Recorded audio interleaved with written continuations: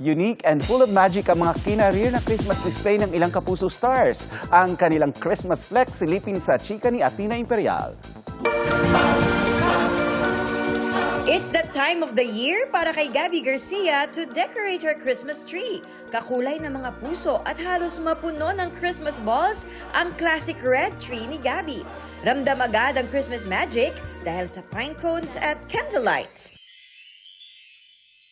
Ang Christmas tree naman ni Max Collins full of fur love dahil sa mga ornament nitong stuffed animals at white roses.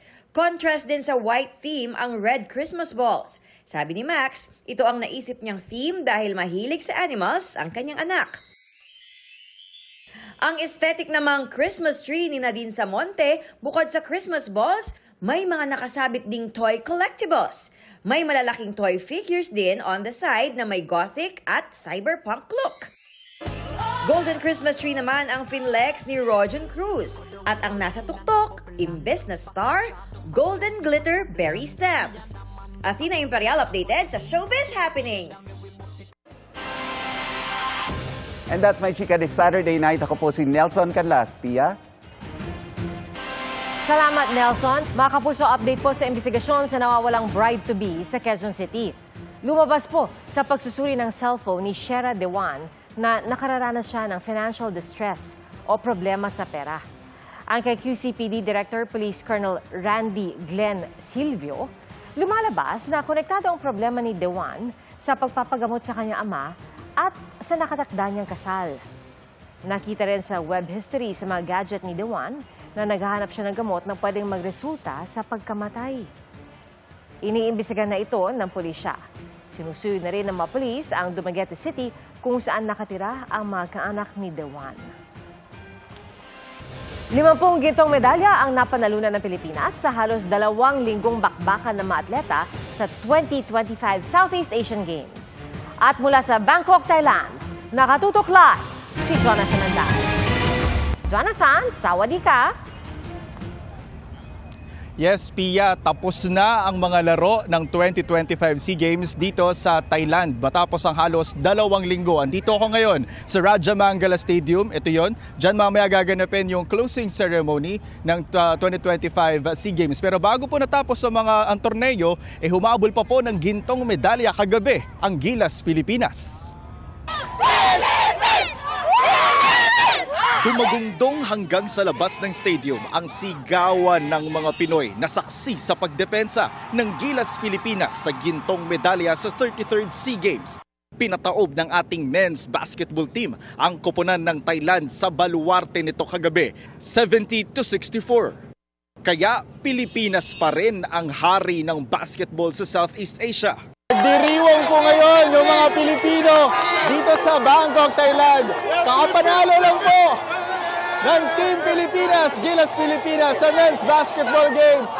Laban sa koponan ng Thailand, gold ginto ang may uuwi ng Pilipinas dito sa 2025 SEA Games sa Thailand. Anong cheer?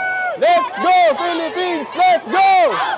Let's go Philippines! Let's go! Ito yung pinaka-first SEA Games ko, so parang ganito pala yung feeling na maging makakagawa ng gold. I'm really proud of the team. I'm happy for the Filipino people who followed the team and wanted them to win so bad. This entire experience has been a challenge for me. Kita nyo naman ginawa nila ng port, di ba? Hindi na basketball yan eh. Bahala na kung anong tawag ito, daya na ata yun eh. Pero itag-isa pa rin kami, lumaban pa rin kami. Kahit anong gawin, basta Pilipino yung kalaban. Ka-back-to-back nila sa ginto ang Gilas Pilipinas women's team na pinadapa rin ng Thai counterpart sa final score na 73-70. Masaya nga yung feeling daming nanood na taga-Pilipinas.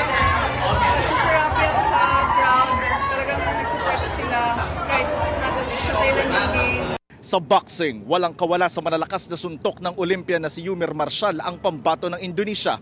Ang resulta, split decision, 4-1. Kaya nakuha ni Marshall ang kanyang ika-5 gintong medalya sa SEA Games. Hindi po sana ako lalaban dito dahil sa handram nila. Hindi po yun safe, hindi mapoprotektahan yung kamay namin. Ito, na-injury yung kamay ko. Sabi ko, bahala na.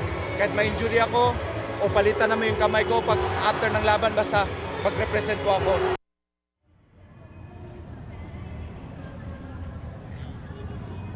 Pia, si Yumir Marshall ang flag bearer ng Pilipinas mamaya sa parada sa closing ceremony. Ang susunod pong host ng SEA Games ay ang bansang Malaysia. Yan muna ang latest mula rito sa Bangkok, Thailand. Ako po si Jonathan Andal ng GMA Integrated News at ng Philippine Olympic Committee Media. Nakatutok 24 oras. Maraming salamat, Jonathan Andal. At mga kapuso, palapit na nga ng palapit dahil 5 tulog na lang. Pasko na. At yan po, ang mga balita ngayong Sabado para sa mas malaki misyon at mas malawak na paglilingkod sa bayan. Ako po si Pia Arcangel. Mula sa GMA Integrated News, ang News Authority ng Pilipino. Nakatutok kami 24 oras.